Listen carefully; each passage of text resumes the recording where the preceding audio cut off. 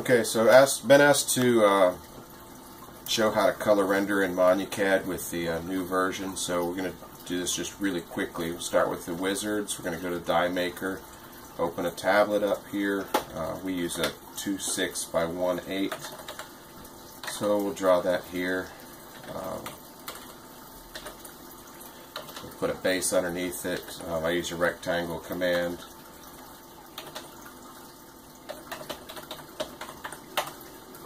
Put our base in. Next thing we'll do, we'll just put a standard V-line on here. We can use the select command, select the outside of the box, inline that, the 2-inch border. We can inline that again,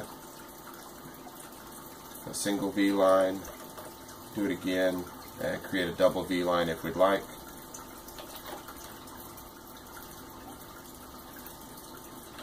Personally, we don't want this that low, so we're just going to drag it up about 2 inches. We'll use the quick text, which is new command in Monu-Cad. It brings up the dialog box on the left. We can put in our name.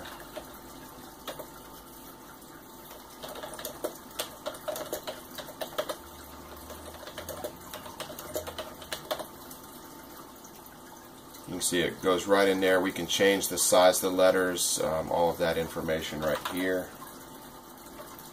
And you can see it on the screen, which is nice when you're drawing in front of a customer.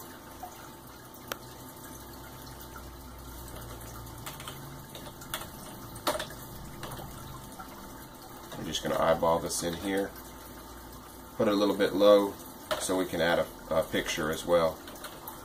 So first thing we're going to do, we'll turn on our fills. We're using autofill. Notice we're already using filled fonts. We've filled almost every font for Monu-Cad. We've got some tips on how to do that as well. But we'll use an autofill, which is an AF. We'll select the outside of this line and it automatically fills everything correctly. We'll do a quick seed fill on the outside here and change this. Looks like I used a picture before. We'll use this to a tablet. Change it to whatever granite color that we want. And the same thing down here to our base. Choose rock pitch, and we're almost completely done.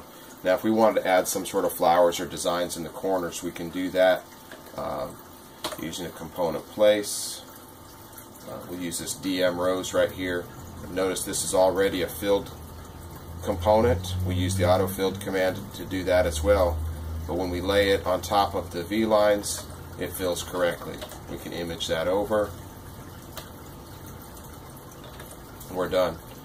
Now if we're adding a portrait, that question was asked how to add an etching or a portrait. It's done the same way.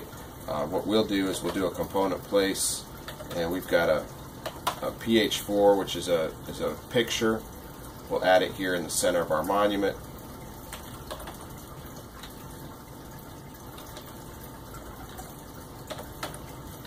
And what we'll do, I'm going to turn the view off for a second.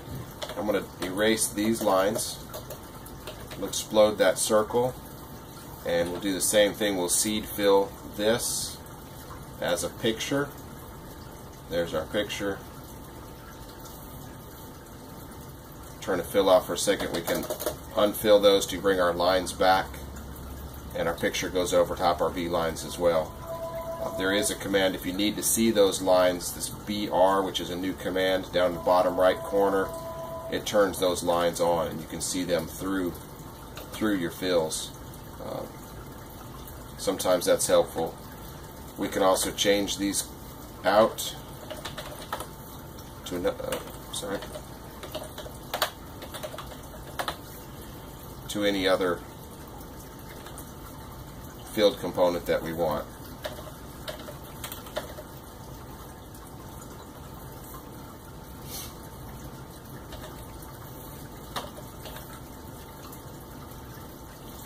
We've also pre-filled vases.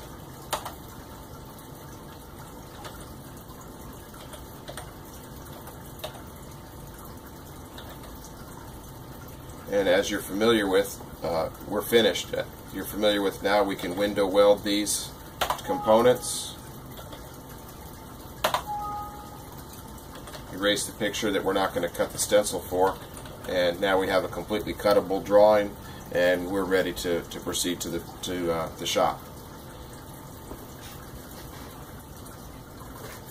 One other item will just show you how easy it is to fill a component with the new autofill command.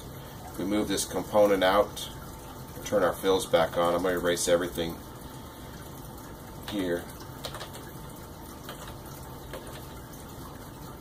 As long as your component is drawn correctly, there's no line breaks, there's no lines that are intersecting, there's no duplicate lines, you can fill a component as easily as AF and selecting just outside the V line, and you're finished. Component create, component save that back over top your original component, and you're in business.